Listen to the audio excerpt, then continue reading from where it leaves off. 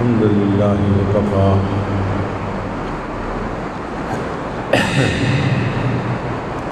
وسلام علی عبادہ الذین اصطفیٰ اما بعد۔ سورہ قصص کی تفسیر ہم کر رہے ہیں۔ قصص کا معنی ہے بہت سارے قصے۔ اس صورت میں اللہ تعالیٰ نے حضرت موسیٰ علیہ السلام کی زندگی کے بہت سارے واقعات ایک جگہ پر اکٹھے فرما لیے۔ چنانچہ سورت کی ابتدا ہے طاسین میم، یہ حروف مقطعات ہیں، اور ان حروف مقطعات نے یہ ثابت کر دیا کہ یہ اللہ کا کلام ہے۔ اللہ رب العزت فرماتے ہیں کہ دیکھو، عربوں تمہیں اپنی زبان دانی پہ بڑا ناز ہے، جو حروف تم بولتے ہو انہی حروف سے یہ کلام بنایا گیا ہے، لیکن اگر تمہارے اندر ہمت ہے تم اس جیسی ایک صورت بنا کے دکھا دو، چند آیتیں بنا کے دکھا دو۔ اب وہ قریش مکہ جو اپنے جوان بچوں کو ذبح کروا لیتے تھے، اگر ان کے لیے یہ چیلنج قبول کرنا آسان ہوتا تو وہ اب تک بنا سکتے، مگر وہ نہ بنا سکے۔ 14 سال گزر گئے، یہ ابھی تک چیلنج باقی ہے۔ اس کا مطلب یہ کہ یہ اللہ ہی کا کلام ہے جو اس نے محبوب صلی اللہ علیہ وسلم پر اتارا۔ بہرحال محب اور محبوب کے درمیان کچھ اشارے کنائے ہوتے ہیں جس میں وہ بات کر لیتے ہیں۔ میان عاشق و معشوق رمزیز کرامن کاتبین ہم خبر ہے، کہ ایسے اشارے ہوتے ہیں محب اور محبوب کے درمیان، وہ ایک دوسرے سے بات چیت کر جاتے ہیں، کرام کاتبین کو پتہ نہیں چلتا۔ تو اس صورت کی ابتدا اللہ نے فرمائی طاسین میم، طا سے مراد طور اور سین سے مراد طور سینا اور میم سے مراد موسیٰ علیہ السلام، یعنی طاسین میم کے حروف میں اللہ تعالیٰ اشارہ کر رہے ہیں کہ یہ طور سینا والے موسیٰ علیہ السلام کا قصہ ہے۔ اب اس میں معاشرے کے ہر طبقے کے لیے سبق ہے۔ فرعون کا قصہ سنا کر اللہ نے بتلا دیا کہ ابو جہل تم بھی فرعون بنے ہوئے ہو، تمہارے پاس اقتدار ہے، تم اس اقتدار کا غلط فائدہ اٹھا رہے ہو، لیکن اگر تم میرے محبوب کی بات کو نہیں مانو گے تو جو ہم نے فرعون کا انجام کیا وہی انجام تمہارا ہوگا۔ پھر کچھ لوگ تھے جن کے پاس مال پیسہ بہت تھا، جیسے ولید 12 بیٹے تھے، ثم یطمع ان ازید کلا، چاہتا تھا کہ میرا مال اور بڑھ جائے۔ اللہ نے فرمایا دیکھو، اگر تم مال کے پیچھے لگے رہو گے تو تمہارا اشر وہی ہوگا جو قارون کا اشر ہوا تھا۔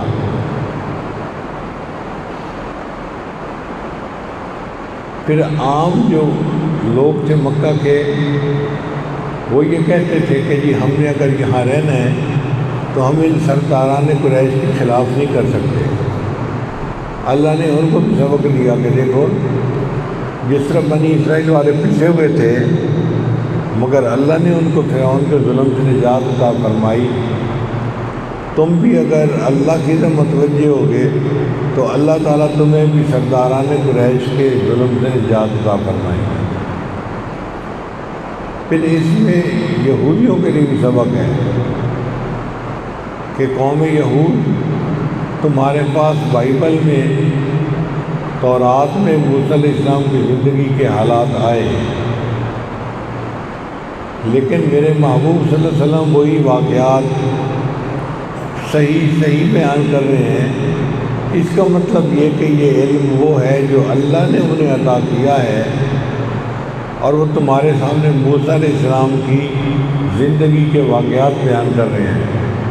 وہ اس وقت پاس نہیں تھے جب ان کو طور سینا پہ نبوت ملی، وہ اس وقت بھی پاس نہیں تھے جب وہ مدین میں گئے تھے، لیکن اگر وہ یہ سارے واقعات صحیح بیان کر رہے ہیں تو اس کا مطلب یہ کہ اللہ نے ان کو یہ علم دیا ہے جو انہوں نے تمہارے سامنے بیان کر دیا ہے۔ چنانچہ اللہ تعالیٰ فرماتے ہیں تلک آیات الکتاب المبین، یہ واضح کتاب کی آیات ہیں، یعنی قرآن مجید کی۔ نتلو علیک من نبأ موسیٰ و فرعون بالحق لقوم یؤمنون، ہم پڑھتے ہیں تم پر کچھ خبر، کچھ احوال موسیٰ علیہ السلام کے اور فرعون کے، ٹھیک ان لوگوں کے لیے جو قوم ایمان لانے والی ہے۔ یہ جو نبا کا لفظ ہے نا، یہ بتا رہا ہے کہ اللہ نے قرآن مجید کو پڑھا نبی علیہ السلام کے لیے، اور پھر نبی علیہ السلام نے اس کو امت کے لیے پڑھا، یعنی اس کی حدیث کی جو سند ہے نا، وہ سند متصل ہے اللہ تعالیٰ تک، درمیان میں کوئی کمی نہیں، کوئی کجی نہیں، کوئی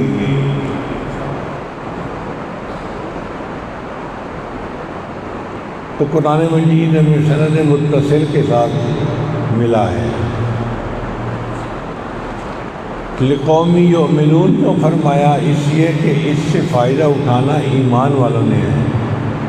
دوسرے لوگ پڑھیں گے اور کہیں گے ہاں ایک واقعہ تھا جو بیان کر دیا گیا، مگر وہ اس سے فائدہ نہیں اٹھائیں گے، تو چونکہ فائدہ ایمان والوں نے حاصل کرنا ہے، اس لیے فرمایا کہ لقومی یؤمنون۔ ان فرعون علا فی الارض، فرعون بڑا سرکش بنا ہوا تھا زمین میں، وجعل اہلہا شیعا، اور اس نے اپنی رعایا کے گروہ بنا رکھے تھے، کچھ کو اس نے بڑا بنا رکھا تھا اور کچھ کو اس نے چھوٹا کر دیا تھا، اور پھر ان کے اوپر ظلم کرتا تھا۔ یستضعف طائفۃ منہم، جو کمزور تھے اس طبقے کے اوپر وہ ظلم کرتا تھا۔ ظلم کیا کرتا تھا؟ یذبح ابناءہم، ان کے بیٹوں کو ذبح کر دیتا تھا، ویستحیی نساءہم، اور ان کی عورتوں کو زندہ رکھتا تھا۔ انہ کان من المفسدین، وہ بڑے فسادیوں میں سے تھا، یعنی فرعون نے اپنے اقتدار کے اختیارات تھے ان کا غلط استعمال کیا تھا، لہذا وہ بڑا مفسد تھا، بڑا فسادی تھا۔ وَنُرِيدُ أَن نَّمُنَّ عَلَى الَّذِينَ اسْتُضْعِفُوا فِي الْأَرْضِ، اللہ فرماتے ہیں ہم نے ارادہ کیا کہ جو لوگ زمین میں کمزور ہیں ہم ان پر احسان کریں، وَنَجْعَلَهُمْ أَئِمَّةً وَنَجْعَلَهُمُ الْوَارِثِينَ، اور ان کو ہم امام بنائیں اور ان کو ہم زمین کا وارث بنا دیں۔ وَنُمَكِّنَ لَهُمْ فِي الْأَرْضِ، اور ان کو ہم زمین کے اندر ٹکا دیں۔ وَنُرِيَ فِرْعَوْنَ وَحَامَانَ وَجُنُودَهُمَا مِنْهُمْ مَا كَانُوا يَحْذَرُونَ، اور ہم دکھائیں قارون کو اور فرعون کو، ہم دکھائیں فرعون کو اور حامان کو جو اس کا وزیر تھا، وہی کو جس سے وہ ڈرتے تھے۔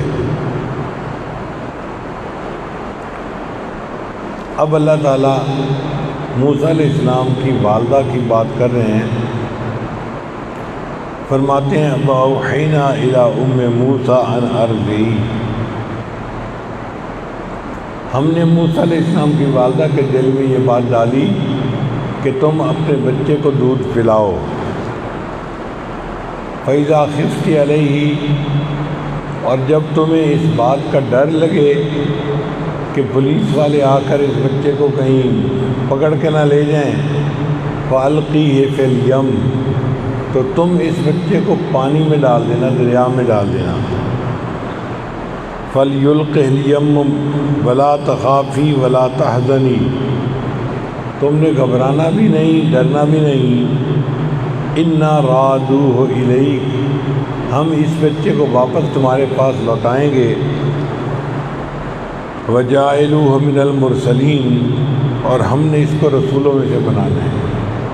اب دیکھیں یہ ایک فکرہ ہے جس میں دو خبریں ہیں، دو امر ہیں، دو نہیں ہیں، اور دو اللہ تعالیٰ کی طرف سے وعدے ہیں۔ یہ اعجاز ہے قرآن مجید کا کہ مختصر الفاظ میں اللہ تعالیٰ کائنات کی سچائیوں کو اکٹھا فرما دیتے ہیں۔ فَالْتَقَطَهُ آلُ فِرْعَوْنَ لِيَكُونَ لَهُمْ عَدُوًّا وَحَزَنًا، لقطہ کہتے ہیں گری پڑی چیز کو۔ اب اس بچے کو ماں نے دریا میں ڈال دیا تھا تو دریا نے اس کو کنارے کے اوپر آ کے ڈال دیا۔ اب جن لوگوں نے اٹھا لیا تو ان کے لیے تو یہ لقطہ تھا، گری ہوئی چیز تھی۔ وہ اس کو لے کر فرعون کی بیوی کے پاس آئے۔ فرعون کی بیوی نے کہا بکسے کو کھولو۔ اللہ تعالیٰ نے اس بچے کے چہرے پر محبت کی تجلی ڈال دی تھی۔ بچے ویسے بھی پیارے لگتے ہیں، پھر جب اللہ نے محبت کی تجلی ڈال دی تو فرعون کی بیوی نے اس کو دیکھا تو وہ اس کی محبت میں گرفتار ہو گئی۔ اپنے خاوند کو کہنے لگی لا تقتلوہ، تم نے اس کو قتل نہیں کرنا، عسیٰ ان ینفعنا، ہمیں یہ فائدہ دے گا، او نتخذہ ولدا، یا ہم اس کو اپنا بیٹا بنائیں گے۔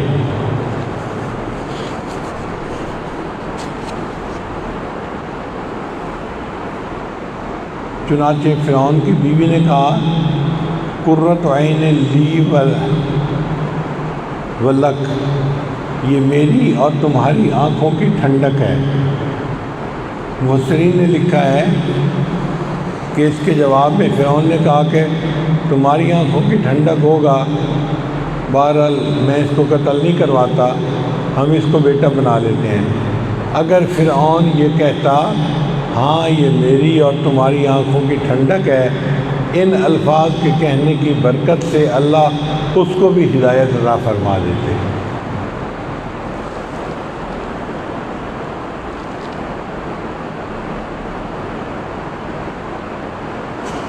اللہ فرماتے ہیں وَأَصْبَحَ فُؤَادُ أُمِّ مُوسَىٰ فَارِغًا، اور موسیٰ علیہ السلام کی والدہ نے جو دن کیا تو اس کا دل بہت گھبرایا ہوا تھا۔ ماں کا بیٹا دریا کے اندر ڈال دیا جائے تو اس کے دل پہ کیا بیتتی ہے، ہم اس کو اچھی طرح سمجھ سکتے ہیں۔ تو ماں کا دل بہت غمزدہ تھا۔ اللہ فرماتے ہیں ہم نے اس کے دل کو گرا دے دی، اگر ہم گرا نہ دیتے تو وہ رو پڑتی اور سارا راز کھل جاتا کہ بچہ کس کا ہے اور کس نے دریا میں ڈالا ہے۔ موسیٰ علیہ السلام کی والدہ نے اپنی بیٹی کو کہا، جو موسیٰ علیہ السلام کی بہن تھی، کہ تم اس بکسے کے پیچھے پیچھے جاؤ،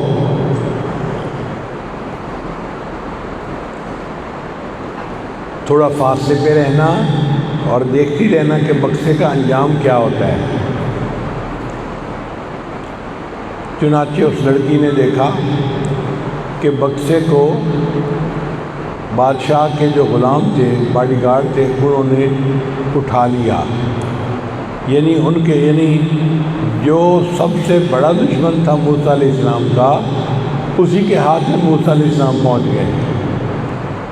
واہ میرے مولا، تیرے کام بھی کیسے مزے کے ہوتے ہیں کہ جو جان کا دشمن ہے اللہ تو نے اسی کے ہاتھ میں موسیٰ علیہ السلام کو پہنچا دیا، مگر اللہ نے ان کو ظلم کرنے سے باز رکھا۔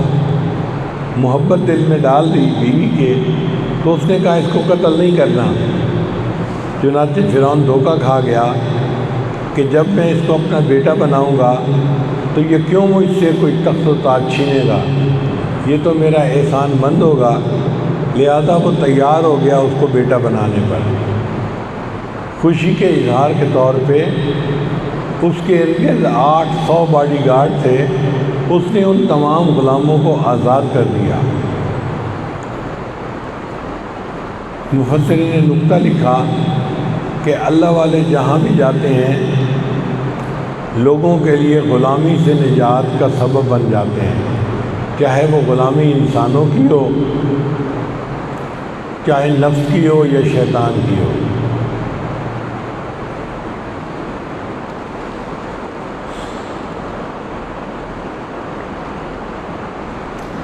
اب دوسری بات کیا ہوئی کہ اللہ تعالیٰ نے اس بچے پر عورتوں کا دودھ حرام کر دیا۔ چنانچہ بچہ روتا تھا دودھ کے لیے، اور فیڈر والی مائیں تو تھیں نہیں، عورتیں دودھ پلاتی تھیں۔ جو عورت آتی دودھ پلانے کے لیے، بچہ دودھ نہیں پیتا، اب پوری رات اسی طرح گزر گئی۔ تو فرعون کم بخت جو تھا ساری رات جاگنے کے بعد تھکا ہوا تھا، اب وہ چاہتا تھا کہ کہیں سے کوئی عورت آئے جس کا دودھ بچہ قبول کر لے اور میں جا کے آرام کروں۔ چنانچہ ایسی صورتحال میں موسیٰ علیہ السلام کی بہن نے ان کو کہا کہ میں تمہیں کچھ گھر والوں کے بارے میں نہ بتاؤں جو اس کو دودھ پلائیں گے اور اس کے ساتھ خیر خواہی کا معاملہ کریں گے۔ تو ان کو شک تو ہوا کہ یہ کیوں کہہ رہی ہے، یہ لڑکی تو کیوں کہہ رہی ہے۔ وہ بھی موسیٰ علیہ السلام کی بہن تھی، کہنے لگی ہم فرعون کی رعایا ہیں، ہم اس کی خیر خواہی نہیں کریں گے تو کون خیر خواہی کرے گا۔ کہنے لگا چلو ٹھیک ہے لے آؤ۔ وہ اپنی والدہ کے پاس آئی، امی بڑا اچھا موقع ہے، بھائی دودھ کسی کا نہیں پی رہا، آپ چل کے دودھ پلائیں تو آپ کو ویلکم کریں گے۔ چنانچہ موسیٰ علیہ السلام کی والدہ آئی اور اس نے بچے کو دودھ پلایا تو بچے نے دودھ پینا شروع کر دیا۔ اب یہ خبر پورے محل کے اندر جنگل کی آگ کی طرح پھیل گئی، وہ جی بچے نے دودھ پی لیا۔ فرعون کم وقت کہنے لگا آنے نہ دینا، میں سونے جا رہا ہوں، فریش ہو کر آؤں گا تو پھر بات کروں گا۔ چنانچہ فرعون تو جا کے سو گیا۔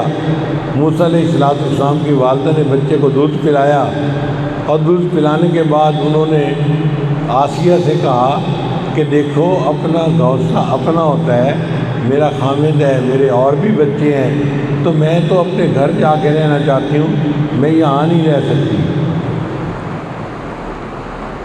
اس نے کہا کہ نہیں، پھر ہمارے بچے کو دودھ کون پلائے گا؟ موسیٰ علیہ السلام کی والدہ نے کہا یہ میرا پرابلم نہیں، یہ تمہارا پرابلم ہے، میں تو جا رہی ہوں۔ اب اتنے میں فرعون صاحب بھی اٹھ گئے تو اس کو بتایا گیا جی کہ ایک عورت کا دودھ بچے نے پی تو لیا ہے، لیکن عورت یہاں رہنے کو تیار نہیں، وہ گھر جانا چاہتی ہے۔ تو فرعون نے اس کا بہترین حل نکالا، کہنے لگا اچھا اس عورت کو کہو کہ بچے کو ساتھ لے جائے، اس کو اپنے گھر میں دودھ پلا دیا کرے، ہم اس کی تنخواہ اس کے گھر میں بھجوا دیں گے۔ اللہ فرماتے ہیں فرددناہ الی امہ، ہم نے موسیٰ علیہ السلام کو اس کی والدہ کے پاس واپس لوٹا دیا، کئی تقر عینہا، تاکہ اس کی آنکھیں ٹھنڈی ہوں، ولا تحزن، اور وہ غمزدہ نہ ہو، ولتعلم، اور وہ جان لے ان وعد اللہ حق، کہ اللہ کے وعدے سچے ہیں، ولکن اکثرهم لا یعلمون، مگر اکثر لوگ اس بات کو نہیں سمجھتے۔ تو اللہ تعالیٰ اپنے وعدوں میں سچے ہیں، جو وعدہ کرتے ہیں اس کو پورا کر کے دکھا دیتے ہیں۔ اللہ نے موسیٰ علیہ السلام کو ماں کے پاس واپس بھی لوٹا دیا، موسیٰ علیہ السلام کو حفاظت میں بھی رکھا، اور اللہ نے اپنا وعدہ سچ کر دکھایا۔ اس میں ہمارے لیے سبق ہے کہ اگر ایک عورت اللہ کے وعدوں پہ بھروسہ کرتی ہے تو اللہ اس کو اپنا وعدہ سچ کر دکھاتے ہیں۔ اے ایمان والو، تم اگر اللہ کے وعدوں پر بھروسہ کرو گے تو اللہ تمہارے ساتھ کیے ہوئے وعدوں کو بھی پورا کر دکھائیں گے۔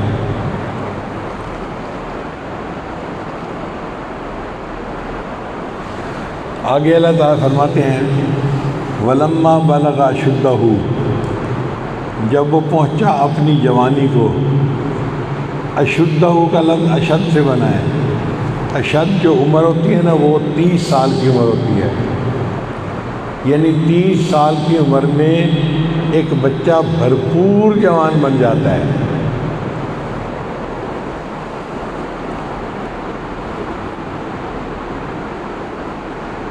وستوا، اور اللہ نے اس کو پوری طرح توانا بنا دیا، یعنی جسمانی طور پہ بھی اللہ نے موسیٰ علیہ السلام کو طاقت عطا کر دی تھی، اور ان کو فکر کے اعتبار سے، عقل کے اعتبار سے بھی میچورٹی عطا کر دی تھی۔ یہ جو ذہن کی میچورٹی ہے نا، اس کے لیے وستوا کا لفظ ہے۔ آتیناہ حکما و علما، ہم نے اس کو علم اور حکمت عطا کی۔ وکذالک نجزی المحسنین، اور ہم نیکوکاروں کو ایسے ہی بدلہ دیا کرتے ہیں۔ اب موسیٰ علیہ السلام 30 سال کی عمر تک فرعون کے محل میں پرورش پاتے رہے۔ بعض مفسرین نے تو لکھا ہے کہ ان کو فرعون کا بیٹا کہہ کے پکارا جاتا تھا، چونکہ اڈاپٹیڈ چائلڈ تھا نا۔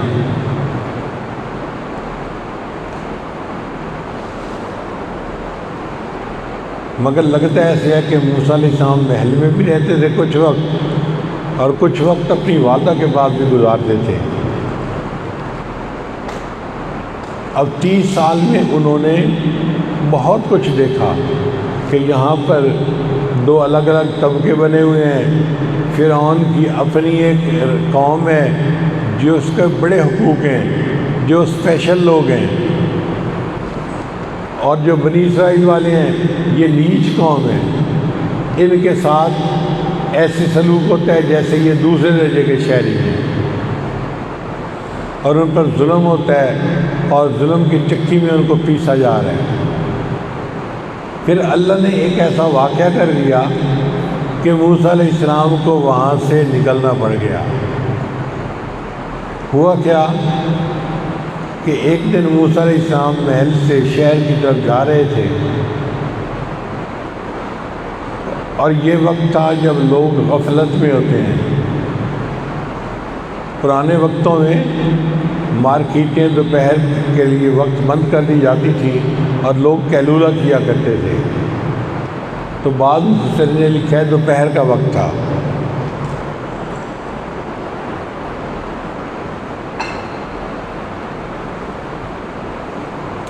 اور بعض مفسرین نے لکھا ہے کہ نہیں، عشاء کے بعد کا وقت تھا۔ عشاء کے بعد لوگ سونے میں مصروف ہو جاتے ہیں، تو چلت پھرت اتنی زیادہ بازاروں گلیوں میں نہیں ہوتی۔ اب کی بات نہیں، اس زمانے کی بات ہے جب لائٹ بھی نہیں ہوتی تھی تو لوگ مغرب کے بعد باہر ہی نہیں نکلتے تھے۔ چنانچہ ایسا ہی وقت تھا، چاہے دوپہر کا ہو چاہے عشاء کے بعد کا وقت ہو۔ تو موسیٰ علیہ السلام اپنے گھر کی طرف جا رہے تھے، انہوں نے 2 بندوں کو آپس میں لڑتے ہوئے دیکھا۔ ایک بنی اسرائیل کا آدمی تھا، اور ایک جو فرعون کی قبطی قوم تھی اس کا بندہ تھا۔ اب جب بنی اسرائیل والے نے موسیٰ علیہ السلام کو دیکھا تو اس نے پہچان لیا کہ یہ میری قوم کا بندہ ہے، تو اس نے مدد کے لیے پکارا۔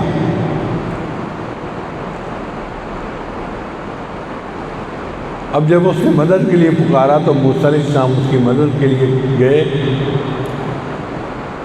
فاستغاثا، استغاثہ سے ہے، استغاثہ مدد کو کہتے ہیں۔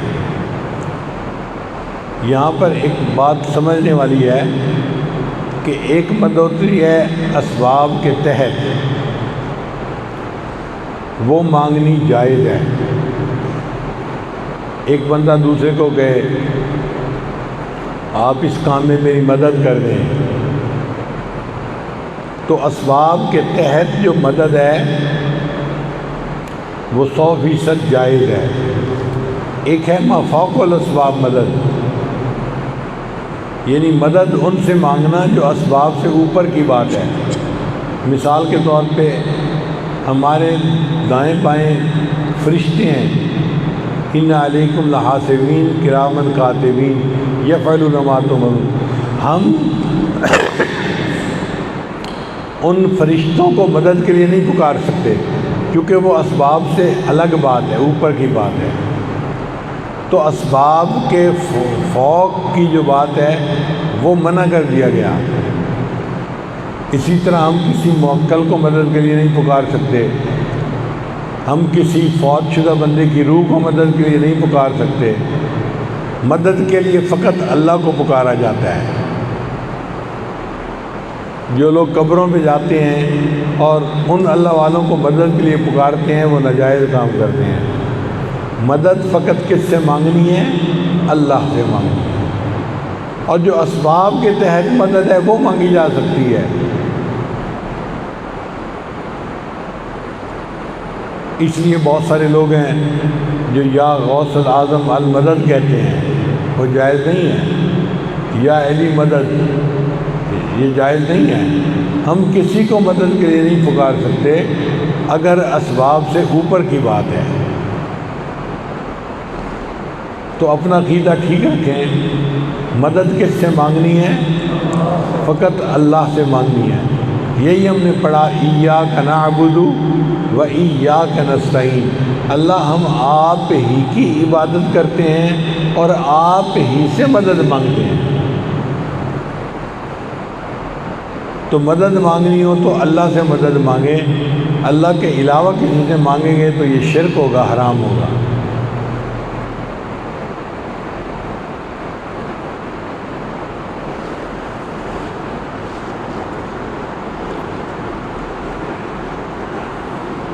وَدَخَلَ الْمَدِينَةَ عَلَىٰ حِينِ غَفْلَةٍ، اور موسیٰ علیہ السلام شہر میں داخل ہوئے غفلت کے وقت میں، من اہلہا، یعنی جو باشندے تھے وہ آرام کر رہے تھے گھروں میں، سڑکوں پہ اتنی چلت پھرت نہیں تھی۔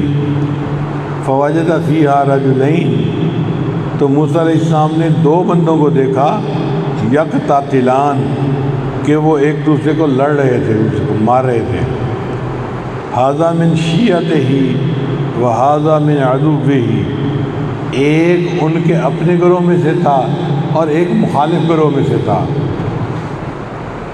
شیعہ کا لفظی مطلب ہوتا ہے گروہ، تو ایک موسیٰ علیہ السلام کے گروہ کا بندہ تھا بنی اسرائیل کا، اور ایک فرعون کی رعایا کا بندہ تھا۔ تو ایک ان کا بندہ تھا، ایک ان کا بندہ تھا، اور دونوں آپس میں لڑ رہے تھے۔ فاستغاثہ الذی من شیعتہ،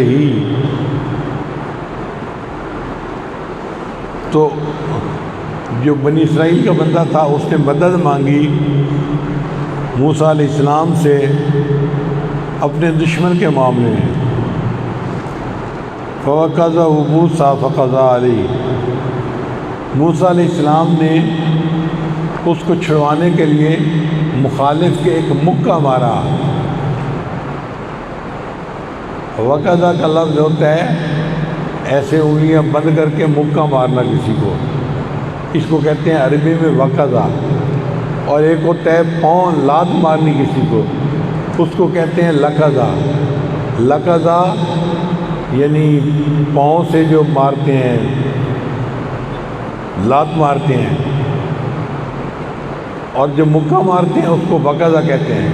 فوقظہ موسیٰ، موسیٰ علیہ السلام نے اس کو چھڑانے کے لیے جو ایک مکہ مارا، فقضى علیہ، وہ قبطی جو تھا وہ وہیں مر گیا۔ اللہ کی شان دیکھیں کہ موسیٰ علیہ السلام کو اللہ نے کتنی طاقت عطا فرمائی تھی کہ ان کے ایک پنچ نے دوسرے کو ناک آؤٹ کر دیا۔ اب موسیٰ علیہ السلام کا ارادہ تو نہیں تھا اس کو قتل کرنے کا، لیکن ہو گیا۔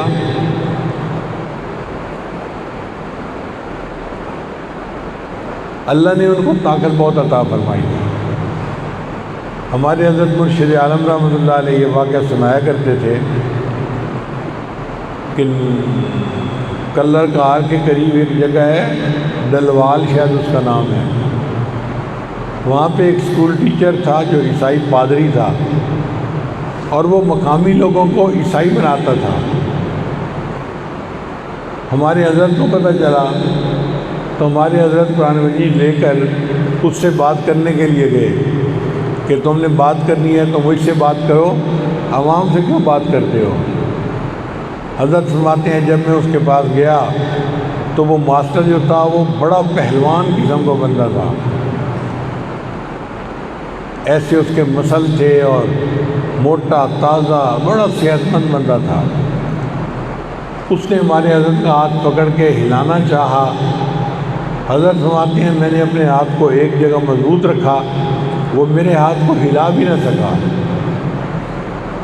جب وہ میرے ہاتھ کو ہلا بھی نہ سکا تو پیچھے ہٹ کے کرسی پہ بیٹھ گیا اور مجھے کہنے لگا کہ جی مجھے پہلوانی کا بڑا شوق ہے، میں تو گوشت کھاتا ہوں، ایکسرسائز کرتا ہوں، اس پہاڑ پر اتنے دفعہ چڑھتا ہوں اترتا ہوں، اور میں نے ابھی تک شادی بھی نہیں کی تاکہ میں اپنے جسم کو اچھا بناؤں، لیکن میرے اندر اتنی طاقت نہیں جتنی طاقت آپ کے اندر ہے۔ حضرت فرماتے ہیں میں نے اسے کہا کہ دیکھو بھائی میں تو 2 شادیاں کر چکا ہوں، 1 نہیں 2، اور دال ساگ کھاتا ہوں اور میں ورزش ہی کوئی نہیں کرتا۔ تو اس نے کہا کہ پھر آپ بتائیں آپ کے اندر یہ طاقت کیسے آئی؟ حضرت فرماتے ہیں کہ میں نے اس کو کہا کہ دیکھو یہ طاقت میرے اندر اس سے آئی ہے کہ میں نے کبھی جنسی گناہ نہیں کیا۔ جو بندہ جنسی گناہوں سے بچتا ہے اللہ اس کی طاقت کو بہت زیادہ بڑھا دیتے ہیں۔ تو موسیٰ علیہ السلام کو اللہ نے ایسی طاقت عطا فرمائی۔ حضرت فرماتے ہیں میں نے اسے کہا کہ دیکھو بھائی میں تو دال ساگ کھانے والا بندہ ہوں، 2 شادیاں بھی کی ہوئی ہیں، مگر میں نے لوہے کا لنگوٹ باندھا ہوا ہے، میں نے کبھی جنسی گناہ نہیں کیا، جس کی وجہ سے اللہ نے مجھے ایسی طاقت دی ہے۔ تو وہ پادری کہنے لگا کہ بہت اچھا، میں آج کے بعد کسی کو دین سے نہیں ورغلاؤں گا اور میں بھی آپ کی بات کو قبول کروں گا۔ تو موسیٰ علیہ السلام کو اللہ نے ایسی طاقت دی تھی، انہوں نے ایک مکہ مارا اور قبطی کا کام تمام کر دیا۔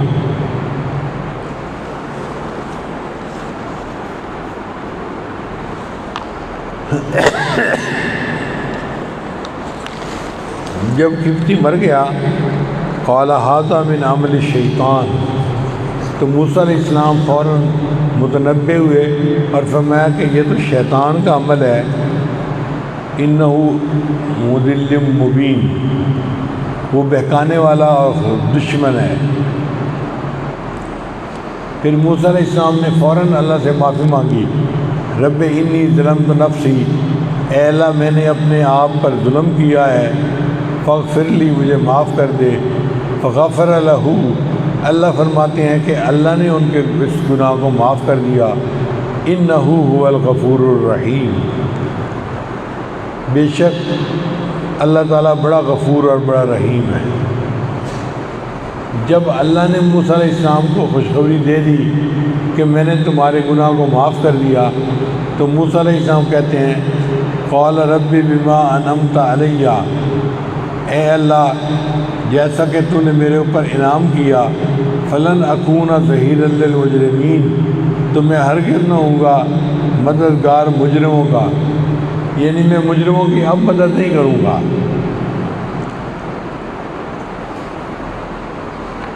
اب ایک بندہ قتل ہو گیا اور کسی کو پتہ نہیں کہ کس نے قتل کیا ہے، تو موسیٰ علیہ السلام کے دل میں ڈر تو تھا نا کہ کوئی میرا نام نہ بتا دے۔ اب اگلا دن جب ہوا اور موسیٰ علیہ السلام باہر نکلے تو کیا دیکھتے ہیں کہ وہی ان کی قوم کا بندہ ایک دوسرے بندے کے ساتھ لڑ رہا ہے۔ فَأَصْبَحَ فِي الْمَدِينَةِ خَائِفًا يَتَرَقَّبُ فَإِذَا الَّذِي اسْتَنصَرَهُ بِالْأَمْسِ يَسْتَصْرِخُهُ، جس کی انہوں نے کل مدد کی تھی نا، وہ آج پھر دوسرے کے ساتھ لڑ رہا ہے اور اس نے موسیٰ علیہ السلام کو پھر مدد کے لیے پکارا۔ اب موسیٰ علیہ السلام نے اس کو کہا کہ بھئی کل بھی تیرا جھگڑا تھا اور آج بھی تیرا جھگڑا ہے، تو مجھے تو لگتا ہے کہ تو ہی جھگڑالو ہے۔ اب جب موسیٰ علیہ السلام نے یہ بات کہی نا کہ تو ہی جھگڑالو ہے، اور قریب ہوئے کہ اس کو بچائیں دوسرے دشمن سے، تو اس بندے کو ڈر لگا کہ آج کہیں موسیٰ علیہ السلام مجھے نہ مکہ مار دیں۔ تو وہ کہنے لگا موسیٰ علیہ السلام کو، آپ نے کل بھی ایک بندے کو قتل کر دیا تھا، کیا آج آپ مجھے قتل کرنا چاہتے ہیں؟ یعنی اس نے وہ جو قتل کا راز تھا نا، وہ سب کے سامنے اگل دیا۔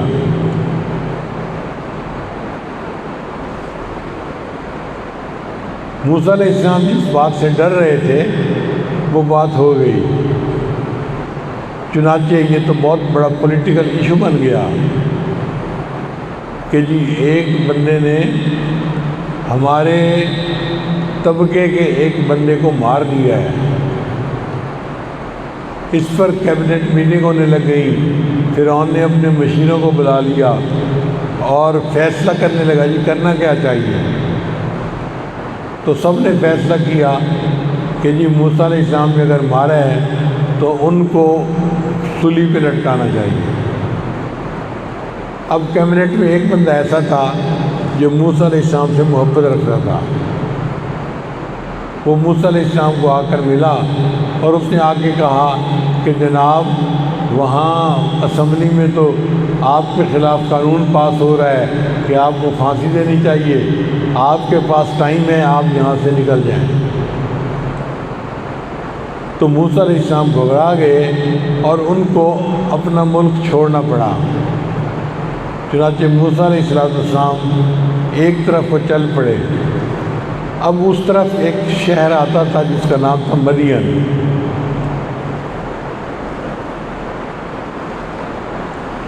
اللہ تعالیٰ نے ان کو مدین کے راستے پہ ڈال دیا۔ تو موسیٰ علیہ السلام ڈر بھی رہے تھے اور پیچھے بھی دیکھ رہے تھے کہ کوئی میرے پیچھے آ تو نہیں رہا، پکڑنے والا تو نہیں آ رہا، پولیس تو نہیں آ رہی۔ یہ ڈر اور خوف جو ہے یہ فطری چیز ہے، یہ نیکوں کو بھی ہو سکتا ہے۔ چنانچہ موسیٰ علیہ السلام مصر سے چلے گئے اور بالآخر ایک جگہ پہنچے جس کو مدین کہتے ہیں۔ اب مدین میں ان کے ساتھ ایک اور واقعہ پیش آیا۔ آج ہم نے یہیں تک کا مضمون پڑھنا ہے کہ کس طرح اللہ تعالیٰ نے موسیٰ علیہ السلام کو فرعون کے پاس پہنچایا اور پھر واپس اپنی والدہ کے پاس پہنچایا اور ان کی حفاظت کی، اور وہ زندگی کے 30 سال اسی محل میں رہے اور ان کی اللہ نے تربیت فرمائی، ان کے اندر اللہ نے قائدانہ صلاحیتیں فرمائی، ان کو علم دیا۔ مگر ایک ایسا واقعہ پیش آیا کہ جس کی وجہ سے موسیٰ علیہ السلام کو مصر چھوڑ کے جانا پڑا۔ انشاءاللہ ہم آئندہ مدین میں کیا پیش آیا اس واقعے کی تفصیل پڑھیں گے۔ دعا ہے اللہ تعالیٰ ہمیں اپنے احکام کی حقیقت کو سمجھنے کی توفیق عطا فرمائے اور ہمارے اوپر قرآن مجید کی جو معنی ہیں ان کو کھول دے اور ہمیں اس کے معارف عطا فرما دے۔ وآخر دعوانا ان الحمد للہ رب العالمین۔ توبہ کے کلمات پڑھائے جائیں گے، سچے دل کے ساتھ یہ کلمات پڑھتے جائیے۔ بسم اللہ الرحمن الرحیم،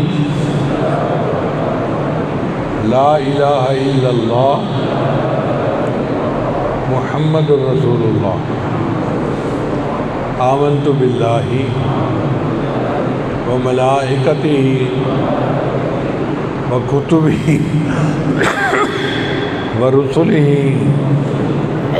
والیوم الآخر والقدر خیرہ وشرہ من اللہ تعالی والبعث بعد الموت، آمنت باللہ کما ہوا باسمائہ وصفاتہ وقبلت جمیع احکامہ اقرار باللسان وتصدیق بالقلب اشہد ان لا الہ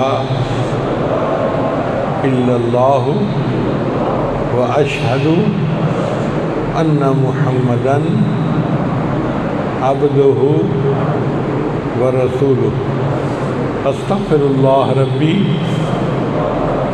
من کل ذنب واتوب الیہ برحمتک یا ارحم الراحمین۔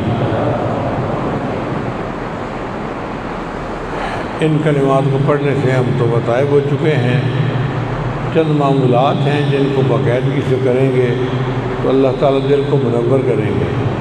ان میں پہلا عمل ہے 100 مرتبہ استغفار صبح و شام پڑھنا، اور دوسرا ہے 100 مرتبہ درود شریف صبح و شام پڑھنا، تیسرا ہے قرآن مجید کی تلاوت روزانہ کرنا، چوتھا ہے چلتے پھرتے ہر وقت دل میں اللہ کو یاد کرنا، اور پانچواں عمل ہے مراقبہ۔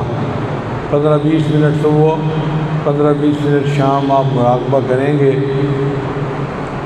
تو آپ کے دل میں اللہ کی محبت پیدا ہوگی، اور اللہ کی محبت پھر آپ کی زندگی کو بدل دے گی۔ اب دعا سے پہلے تھوڑی دیر کے لیے مراقبہ کر لیجئے، آنکھوں کو بند کر لیجئے، سر کو جھکا لیجئے، دنیا اور جو کچھ دنیا میں ہے اس سے ہٹ کٹ کے اللہ کی یاد میں ڈوب جائیے۔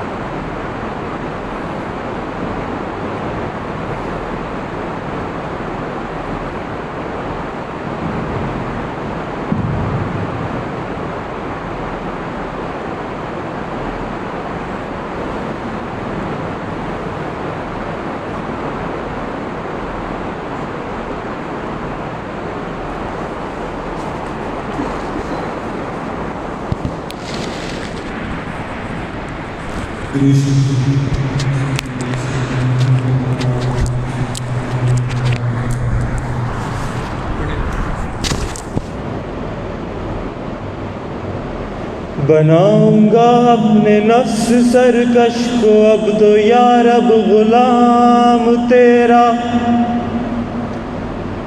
بناؤں گا اپنے نفس سرکش کو اب تو یا رب غلام تیرا، میں چھوڑ کر کاروبار سارے کروں گا دن رات کام تیرا، ہر دم کروں گا اے میرے باری اللہ اللہ اللہ اللہ، رہا میں دن رات غفلتوں میں، ہاں بس یوں ہی زندگی گزاری، رہا میں دن رات غفلتوں میں، ہاں بس یوں ہی زندگی گزاری، کیا نہ کچھ کام آخرت کا، کٹی گناہوں میں عمر ساری، بہت دنوں میں نے سرکشی کی، مگر ہے اب سخت شرم ساری، میں سر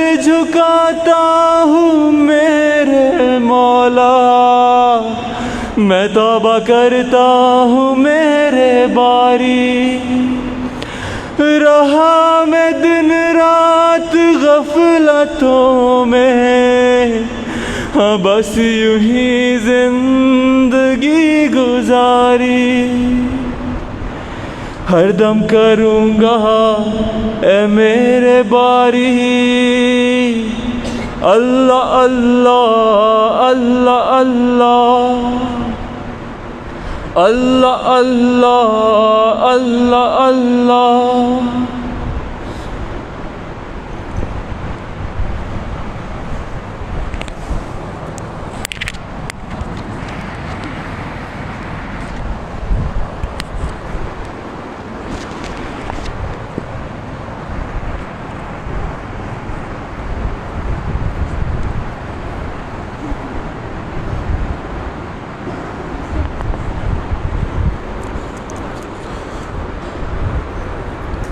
لا الہ الا اللہ محمد الرسول اللہ۔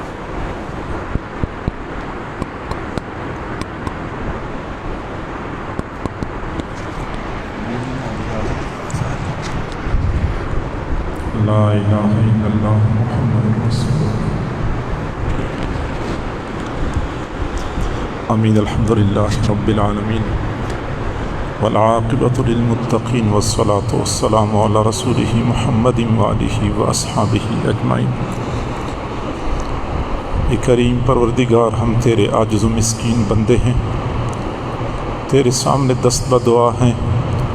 اللہ ہماری مسکنت پہ ترس کھا لیجئے، ہماری عاجزی پہ رحم فرما لیجئے، ہمارے گناہوں کو معاف فرما اللہ، ہماری خطاؤں کو معاف فرما۔ کریم اللہ، گناہ کر کر کے ہم نے تجھے ناراض کیا ہے، اب منانا چاہتے ہیں، پیارے اللہ مان جائیے، الہ العالمین راضی ہو جائیے۔ کریم اللہ، ہمیں اچھی طرح پتہ ہے کہ تجھے ہماری کوئی ضرورت نہیں ہے، لیکن ہم کیا کریں، ہمارا تیرے بغیر گزارا نہیں ہے، تیرا در چھوڑ کے ہم کہاں چلے جائیں۔ اللہ اپنی رضا نصیب فرما، اپنی محبت اپنی معرفت نصیب فرما۔ پیارے اللہ، تو ہم سے اتنا ناراض ہو چکا ہے، اب تو نے اپنے گھر کے دروازے بھی ہم پر بند کر دیے ہیں۔ پچھلا رمضان ایسا ہی گزر گیا، تڑپنے والے تڑپتے رہ گئے، تو نے اپنے گھر کے دروازے نہیں کھولے۔ اب یہ رمضان بھی ایسا ہی گزرتا جا رہا ہے۔ الہی، پہلے جب کوئی بندہ پریشان ہوتا تھا، حرمین شریفین چلا جاتا تھا کہ وہاں کی مانگی ہوئی دعائیں قبول ہوتی ہیں۔ اللہ، جب تو نے حرمین کے دروازے بند کر دیے تو پریشان حال لوگ کہاں چلے جائیں۔ اللہ، ہم دکھے دلوں کا دکڑا کس کو سنائیں، کس کے سامنے آنسو بہائیں۔ الہ العالمین، تو پوری امت سے ناراض ہو چکا ہے، اس لیے تو امت کو ہر طرف سے مار پڑ رہی ہے۔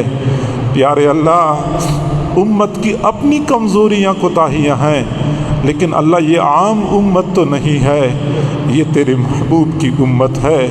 اللہ، امت کی کمی کوتاہی کو نہ دیکھ، گنبد خضرا کو دیکھ لیجئے، یہ گنبد خضرا کے مکین کی امت ہے۔ امت کے حال پہ رحم فرما، اسلام کا بول بالا فرما، امت کو عظمت رفتہ نصیب فرما۔ پیارے اللہ، امت مزید تیری ناراضگی کا تحمل نہیں کر سکتی، اللہ راضی ہو جائیے۔ پیارے اللہ، مزید بس کر دیجئے، ناراضگی ختم کر دیجئے، الہی راضی ہو جا۔ اے کریم اللہ، اے رحیم پروردگار، اے حنان و منان پروردگار، رمضان المبارک کا مہینہ ہے، مادیت پرستی کا زمانہ ہے، لیکن پھر بھی امت کے لاکھوں نہیں کروڑوں لوگ دن کی گرمی میں شدت کی پیاس برداشت کر کے روزے رکھتے ہیں۔ اللہ، اسی امت نے تیرے گھروں کو، مسجدوں کو آباد کر لیا۔ پیارے پروردگار، اس وقت بھی تمام تر رکاوٹوں کے باوجود صرف ہزاروں نہیں لاکھوں لوگ مسجدوں میں اعتکاف میں بیٹھے ہوں گے۔ پیارے اللہ، امت کی قربانیوں کا لحاظ فرما دیجئے۔ الہ العالمین، जितनी भी उम्मतें गुजरी हैं, किसी उम्मत ने तेरे सामने इतने सजदे नहीं किए होंगे जितने सजदे इस उम्मत ने तेरे सामने किए हैं। अल्लाह, किसी उम्मत ने तेरी खातिर भूख प्यास इतनी बर्दाश्त नहीं की होगी जैसा कि ये उम्मत तेरी खातिर बर्दाश्त कर रही है। प्यारे अल्लाह, कमी कोताहियों के बावजूद भी उम्मत कोशिश तो कर रही है तेरी रहमतों को मुतवज्जे करने के लिए। अपनी रहमतों को मुतवज्जे फरमा दीजिए इलाहुल आलमीन। ये रमज़ानुल मुबारक का महीना पूरी उम्मत के लिए तब्दीली का महीना साबित कर दीजिए। इलाही, हम गुनाहगार ज़रूर हैं, सियाकार ज़रूर हैं, लेकिन अल्लाह तुझे मनाने के लिए दूर करीब से यहाँ पे चल के इकट्ठे हो चुके हैं। अल्लाह, इस बात की दलील है कि हम गुनाहगार हैं लेकिन बागी नहीं है। प्यारे अल्लाह, हम बागी नहीं हैं, वरना तुझे मनाने के लिए हम यहाँ पे जमा न होते। इलाही, मनाना चाहते हैं, मान जाइए। प्यारे अल्लाह, राज़ी हो जाइए कि प्यारे अल्लाह, अगर तू सिर्फ नेकों की दुआएं कबूल करता है तो बुरे कहाँ चले जाएं, बुरे किसका दरवाज़ा खटखटाएं। अल्लाह, तू सिर्फ नेकों का रब तो नहीं है, बुरों का रब भी तू ही है। नेकों ने भी तुझे पुकारना है, बुरों ने भी तुझे पुकारना है। प्यारे अल्लाह, बुरों का तेरे सिवा कोई दूसरा रब नहीं है। अल्लाह, हम बुरे हैं लेकिन रब तू ही है हमारा, तुझे पुकार रहे हैं। प्यारे अल्लाह, खाली हाथ न लौटा देना। इलाहुल आलमीन, दुनिया के नेक लोग अपनी दुआओं की कबूलियत के लिए नेक आमाल का वास्ता पेश करते हैं। हमें तो अपनी झोलियों में गुनाहों के सिवा कुछ भी नजर नहीं आता। अल्लाह, अपनी बेकसी और बेचारगी पेश करते हैं। अल्लाह, जिल्लत और मस्कनत पेश करते हैं। प्यारे अल्लाह, कोई हुज्जतबाजी नहीं कर सकते, कोई दलील बाजी नहीं कर सकते, तुझसे आदल नहीं मांगते, फजल मांगते हैं, बगैर इस्तिहकाक के मांगते हैं। अल्लाह, हमारा कोई हक नहीं बनता, अल्लाह हक के बगैर मांगते हैं। अता फरमा दीजिए प्यारे अल्लाह, अता फरमा दीजिए। इलाहुल आलमीन, खाली हाथ न लौटा देना। रमज़ानुल मुबारक में जो रोज़ाना लाखों लोगों की मग़फ़िरत का फ़ैसला होता है, अल्लाह कभी तो हम पर भी वो निगाह इंतखाब डाल दीजिए। अल्लाह, हमें भी उन मग़फ़िरत किए गए गुनाहगारों में शामिल कर दीजिए। इलाहुल आलमीन, रमज़ान शरीफ का महीना है, अल्लाह हमने तेरे घरों को आबाद किया है। इलाही, हम वो अल्फाज कहाँ से लाएं जिन अल्फाज पे तुझे प्यार आ जाए। अल्लाह, हम वो लब लहजा कहाँ से लाएं जो तेरी रहमतों को मुतवज्जे करे। अल्लाह, बग़ैर इस्तिहकाक की तुझसे मांग रहे हैं, अता फरमा दीजिए। रात का वक़्त है, दुनिया के बादशाहों ने अपने दरवाजे बंद कर दिए हैं, तेरा दर अब भी खुला है। अल्लाह, ये गुनाहगार बंदे तुझे मनाने के लिए इकट्ठे हो चुके हैं। अल्लाह, राज़ी हो जा। प्यारे अल्लाह, बनी इसराइल में जो 100 बंदों का कातिल था, अल्लाह नेकों की बस्ती की तरफ चल पड़ा, अभी पहुंचा भी नहीं था, मौत आ गई, तूने मग़फ़िरत का फैसला कर दिया। अल्लाह, हम तो नेकों की बस्ती में पहुंच चुके हैं, नेकों के कदमों तक तूने पहुंचा दिया। अल्लाह, अब इन नेकों की तसद्दुक़ वर तफ़ैल से हमारी बिगड़ी बना दीजिए, अपना बना लीजिए। प्यारे अल्लाह, अपना बना लीजिए। अल्लाह, कोई तुझसे माल पैसा मांगता होगा, कोई तुझसे कार कोठी मांगता होगा, अल्लाह हम तुझसे तेरी रज़ा के तलबगार हैं, अपनी रज़ा नसीब फरमा। प्यारे अल्लाह, अपनी रज़ा नसीब फरमा। अल्लाह, अगर तू हमसे राज़ी हुआ, हमें कुछ भी न मिला फिर भी सब कुछ मिल गया। अगर तू नाराज़ रहा, सब कुछ मिलने के बावजूद कुछ भी न मिला। इलाहुल आलमीन, इस वक्त जो कौम बल्कि पूरी इंसानियत जिस वबा और मुसीबत में मुब्तला हो चुकी है, इलाहुल आलमीन, انسان بے بس ہو چکا ہے۔ اللہ اس وبا کا مقابلہ ہم پہلے بھی نہیں کر سکتے تھے، اب بھی ہم نہیں کر سکتے۔ اللہ کچھ لوگوں نے دعوے کیے ہوں گے کہ ہم اس وبا کا مقابلہ کریں گے، اللہ ہم نہیں کر سکتے، بس ہم تجھے پکار رہے ہیں۔ اللہ اس قوم کو اس وبا سے چھٹکارا نصیب فرما، پوری امت مسلمہ کو حفاظت نصیب فرما۔ اللہ جو لوگ بیمار ہیں ان کو شفا عطا فرما، اللہ جو فوت ہو گئے ہیں ان کی مغفرت فرما۔ اے کریم اللہ، ہم آزمائشوں کے قابل نہیں ہیں، ہم امتحانات کے قابل نہیں ہیں، اللہ آزمائشوں سے بچا لیجئے، امتحانات سے بچا لیجئے۔ عافیت مانگتے ہیں پیارے اللہ، عافیت مانگتے ہیں، عافیت والا معاملہ فرما دیجئے۔ الہ العالمین، اوپر سے عید آ رہی ہے، اللہ عید کی خوشیاں تو ہم سے کب سے روٹ چکی ہیں، ہم نے جب سے ہوش سنبھالا ہے ہم نے عید کی حقیقی خوشیاں نہیں دیکھی ہیں۔